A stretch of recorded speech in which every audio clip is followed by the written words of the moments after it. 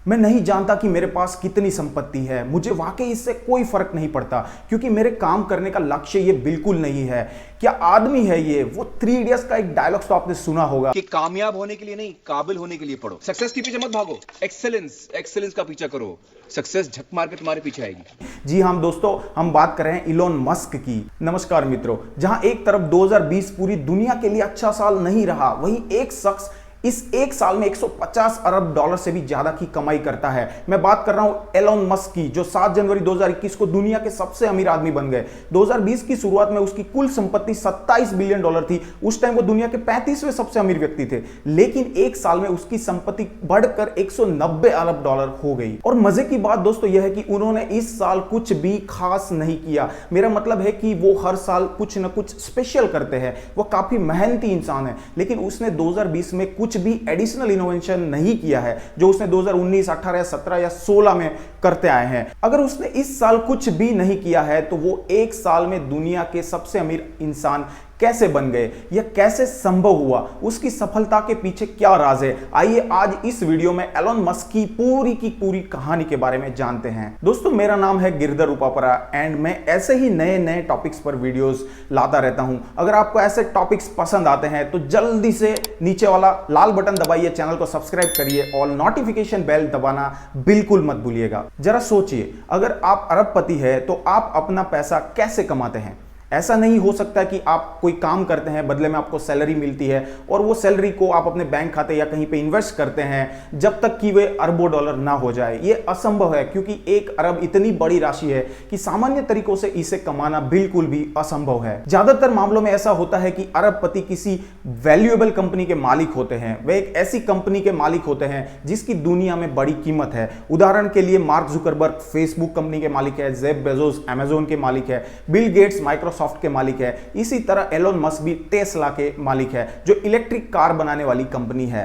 इन सभी लोगों की संपत्ति उनकी कंपनियों से जुड़ी हुई है। वास्तव में यह इस हद तक है कि ये लोग शेयर बाजार में अपनी कंपनी के वर्तमान मूल्य के आधार पर एक दिन में अरबों डॉलर कमा भी सकते हैं और गवा भी सकते हैं। अगर उनकी कंपनी के शेयर की कीमत चढ़ती है तो वे तुरंत अमीर बन जाते हैं। अगर उनकी कंपनी के शेयर की कीमत गिरती है तो उन्हें तुरंत अरबों डॉलर का नुकसान हो जाता है। ऐसा ही कुछ टेस्ला के साथ हुआ। 2020 में टेस्ला के शेयर की कीमत एक साल में 720% बढ़ी और यही एलोन मस्क जो है वो दुनिया के सबसे अमीर आदमी बनने का मुख्य कारण है। आपको आश्चर्य होगा, टेस्ला की स्थापना एलोन मस्क ने नहीं की थी। टेस्ला की स्थापना 2003 में मार्टिन और मार्क नाम के 2 लोगों ने की थी। एलोन मस्क 2004 में $30 मिलियन का निवेश करके इस कंपनी में शामिल हुए थे। 2008 के बाद एलोन मस्क टेस्ला के सीईओ बने। 2009 में यह कंपनी लॉ केस की समस्या से गुजर रही थी, इसीलिए उन्होंने कंपनी को शेयर बाजार में लिस्टिंग करने का फैसला किया ताकि उनकी कंपनी में लोग निवेश कर सके और कंपनी की हालत जो है वो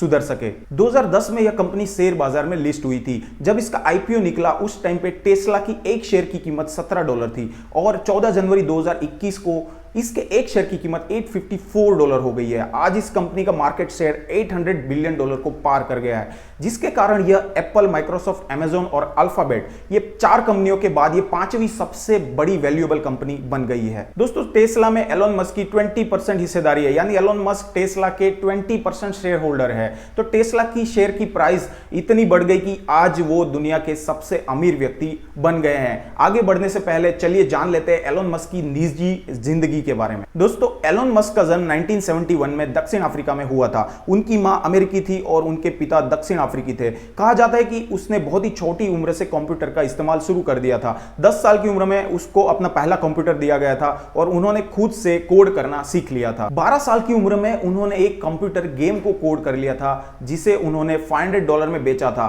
तो यह उनकी पहली कमाई थी जो उन्होंने 12 साल की उम्र में कमाई थी। 1999 में वे कनाडा गए और फिर यूएसए में पेंसिल्वेनिया विश्वविद्यालय में उन्होंने पढ़ाई की। उनका मानना है कि जिन 3 चीजों ने उन्हें सबसे ज्यादा प्रभावित किया है वह है इंटरनेट, रिन्यूएबल एनर्जी और स्पेस ट्रैवल। 1995 में उन्हें पहला ब्रेक मिला और उन्होंने अपने भाई के साथ Zip2 नामक एक कंपनी की स्थापना की जो मूल रूप से येलो पेजेस की तरह एक टेलीफोन डायरेक्टरी थी और यह कंपनी काफी ऊंची कीमत पर बिकी थी। उसके बाद उन्होंने X.com नाम की एक फाइनेंशियल सर्विस कंपनी की स्थापना की जिसका 2000 में एक अन्य कंपनी के साथ मर्ज हो गया और उसके बाद में उसको पेपल बनाया गया। 2001 में एलोन मस्क पेपल के सीईओ और अध्यक्ष बने, जिसके बाद ईबे ने इसे 1.5 बिलियन डॉलर में टेक ओवर कर लिया। तो इस समय एलोन मस्क पहले से ही एक अरबपति बन चुके थे। इसके बाद उन्होंने अपने पैशन पर फोकस करना चालू किया। उन्होंने स्पेसएक्स नाम की कंपनी की स्थापना की, जिसके लिए उन्होंने 100 मिलियन डॉलर से ज्यादा का इन्वेस्टमेंट किया। कंपनी का मुख्य उद्देश्य इंसानों को मंगल ग्रह पर भेजना था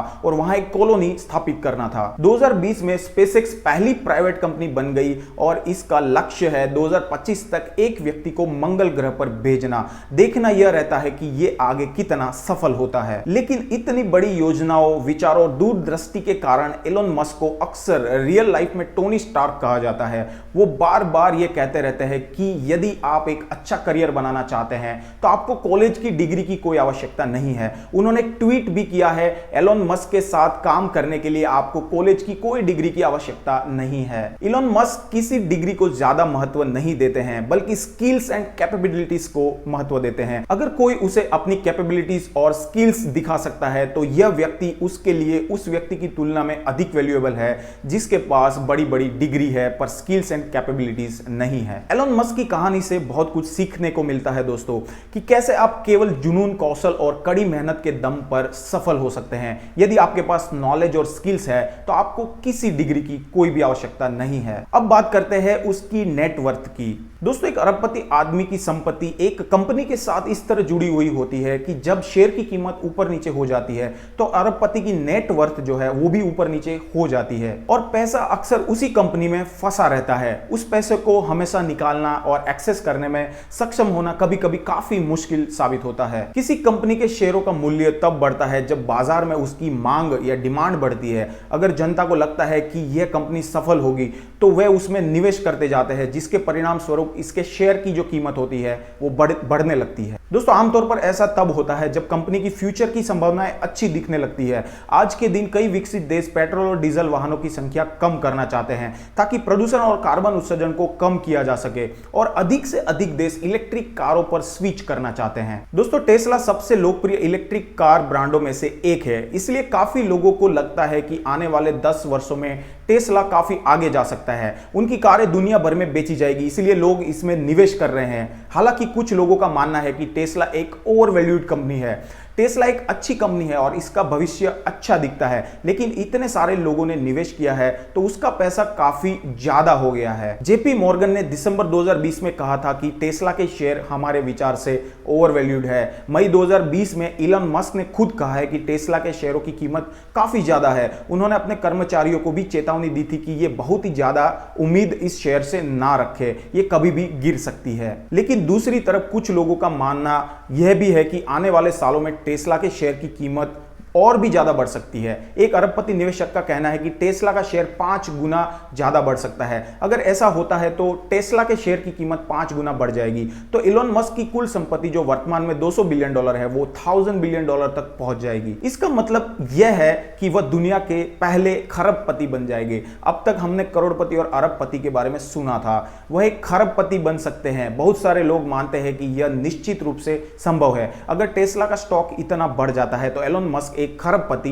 बन जाएंगे। यहां मजे की बात दोस्तों यह है कि एलोन मस्क खुद को कैश गरीब कहते हैं, यानी उनके पास ज्यादा कैश नहीं है। अगर वह इतना पैसा खर्च करना चाहते हैं तो उसके पास खर्च करने के लिए यह पैसा नहीं है। उनका कहना है कि टेस्ला के सीईओ होने के नाते सैलरी के रूप में वो एक भी पैसा नहीं लेते हैं और अपने पास काफी कम कैश रखते हैं। दरअसल उनकी 190 अरब डॉलर की दौलत जो है उसका 99% हिस्सा ये दोनों कंपनियों में फंसा हुआ है, जिनमें एक है टेस्ला और दूसरी है स्पेसएक्स। अब अगर इलॉन मस्क व इन कंपनियों से इतना पैसा निकालकर अपने पास रखना चाहते भी है तो यह संभव नहीं होगा, क्योंकि उसे इसके लिए अपने शेयर बेचने होंगे। अगर एलोन मस्क खुद टेस्ला के शेयर बेचने लगे तो दूसरे लोगों की क्या प्रतिक्रिया होगी उसमें? अन्य लोगों को लगेगा कि वह अपनी कंपनी में विश्वास नहीं करना चाहता है, इसलिए शेयरों की कीमत भी भारी गिरेगी और यह सारा पैसा जो उसके पास आज के दिन में है वो सब खत्म हो जाएगा। मजे की बात दोस्तों यह है कि एलोन मस्क को पैसे से ज्यादा लगाव नहीं है। उसे प्राइवेट जेट या आइलैंड खरीदने जैसी बहुत भौतिक चीजों में उनकी कोई भी दिलचस्पी नहीं है। वह इसे एक फाइनेंशियल टूल्स की तरह देखता है जो उसे गोल को प्राप्त करने का एक टूल्स मानता है। इसी वजह से जब यह खबर फैली कि एलोन मस्क दुनिया के सबसे अमीर आदमी बन गए तो उन्होंने ट्वीट करके क्या कहा, स्ट्रेंज, जिसके बाद उन्होंने और एक चीज लिखी, नाउ बैक टू वर्क। खतरनाक आदमी है ये। एक अन्य ट्वीट में उन्होंने लिखा था, मेरे लगभग आधे पैसे का उद्देश्य पृथ्वी पर समस्याओं की मदद करना है। उसका आधा पैसा पृथ्वी की समस्याओं को हल करने के लिए इस्तेमाल किया जाएगा और बाकी का जो आधा है वो जीवन की कंटिन्यूटी के लिए इस्तेमाल किया जाएगा। यदि पृथ्वी का अस्तित्व समाप्त हो जाता है तो मंगल पर एक कॉलोनी स्थापित की जा सकती है और पृथ्वी पर रहने वाली प्रजातियों को बचाया जा सकता है। तो दोस्तों, यह है एलोन मस्क की दिलचस्प कहानी। आज वह दुनिया के सबसे अमीर व्यक्ति नहीं रहे क्योंकि जैसा कि मैंने आपको बताया था कि शेयर की कीमतों में उतार चढ़ाव होता रहता है। आज के दिन एलोन मस्क के पास $179 बिलियन की संपत्ति है, जबकि जेफ बेजोस के पास $182 की संपत्ति है और वो फर्स्ट रैंक पर है। दोस्तों, मुझे आशा है कि आपको यह कहानी बहुत ही इंस्पिरेशनल लगी होगी। वीडियो अच्छा लगे तो शेयर जरूर कर देना। मुझे नीचे कमेंट में बताइए अगर आप ऐसे और इंस्पिरेशनल वीडियो देखना चाहते हैं तो दोस्तों, ये वीडियो बस यहीं तक। ऐसे ही नए वीडियोस देखने के लिए नीचे वाला लाल बटन जल्दी से दबा दीजिए, चैनल को सब्सक्राइब कर लीजिए। मिलता हूं अगले वीडियो में एक नए टॉपिक के साथ। तब तक बाय बाय, जय हिंद एंड टेक केयर।